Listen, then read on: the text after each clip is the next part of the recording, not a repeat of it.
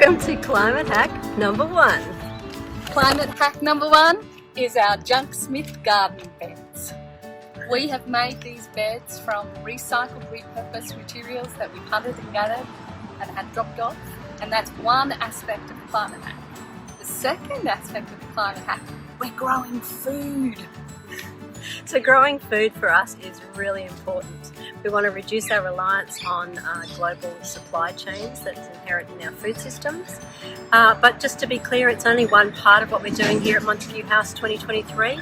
We are aiming to reduce our reliance on fossil fuels, in fact fossil fuel free, across the board, so in everything that we do. Yeah, but changing lawns into garden beds, that's a winner. A winner. So Jo's made these from scratch with material that's been resourced from friends.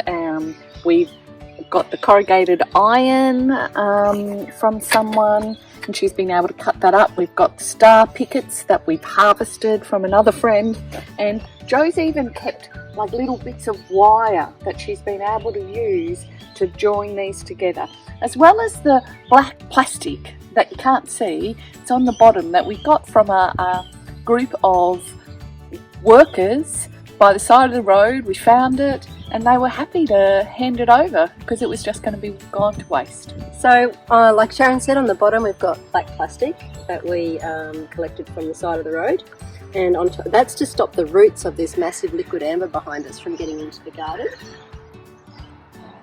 It might not stop the roots for very long, but it'll slow them down. And then on top of that we've got some cardboard that I collected from somewhere, I don't know, someone was throwing out some cardboard, and I've put that on top of the black plastic to protect the black plastic and stop it from getting punctured.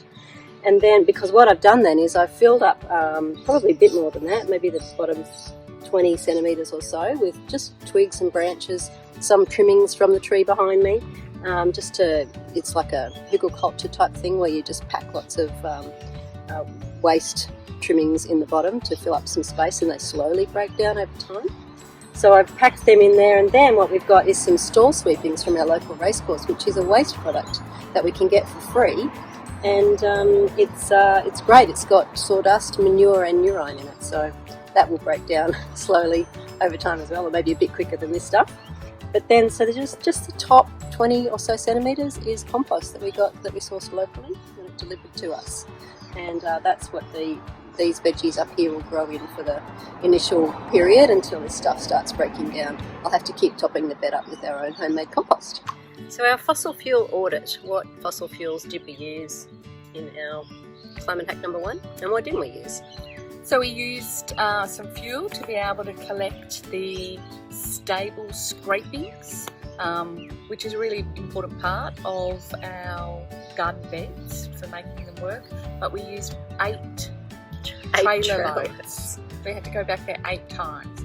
But it's the last time we're going to do that. So now that we've set up the beds, we're not going to need to be collecting any more of those scrapings, and that's a really good development. Yeah.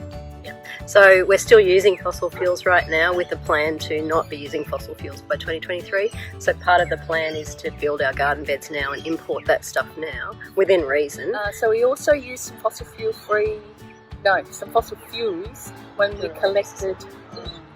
I have to wait. I hate waiting. We also used some fossil fuels when we collected the star pickets. Why don't you wait now? Yeah, we'll wait. It's going to take some editing, isn't it? So picking up the star pickets and the delivery by friends of the corrugated iron, that used some fossil fuels as well. But hopefully, we're at the end of importing that kind of stuff too. We also used some fossil fuel when the compost was delivered. Yeah, we didn't, but we ordered the compost to be delivered in a truck, so that used fossil fuels. Yeah. And in the making of that compost, it's made by a great local crew, but when they were making it, I'm sure that there was quite a bit of fossil fuel in that product as well.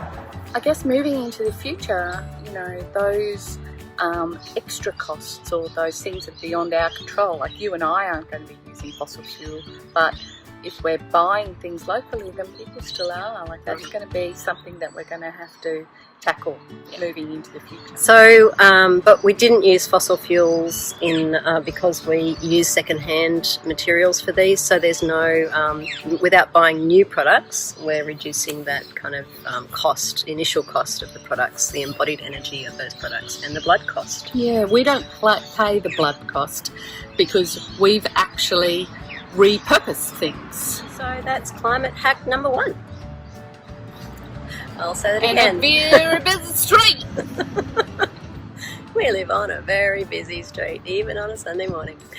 So that is climate hack number 1. Not our last, but our first on the road to fossil fuel free by 2023.